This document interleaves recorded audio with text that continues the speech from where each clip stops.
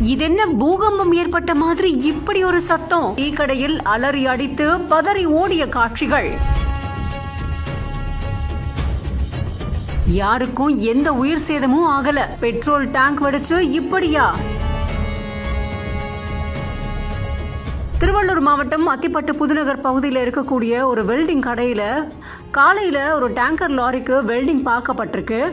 முக்கிய சாலையில இந்த கடை இருக்கிறதுனால இந்த கடைக்கு பக்கத்துல ஒரு டீ கடையும் இருந்திருக்கு. அப்போ திடீர்னு டேங்கர் லாரியானது வெடிச்சு சிதறினதுல அங்கிருந்த பலரையுமே இந்த சம்பவம் அதிர்ச்சிக்குள்ளாக்கி இருக்கு. ஒரு நிமிஷம் என்ன நடந்துச்சுன்னு புரியாம எல்லாருமே பதறி அடிச்சு அங்கிருந்து ஓடி இருக்காங்க. இதனால பக்கத்துல இருந்த டீ கடையில பலரும் அலறி அடிச்சு ஓடின காட்சிகள் எல்லாம் அங்கிருந்து சிசிடிவில ரெக்கார்ட் ஆகியிருக்கு.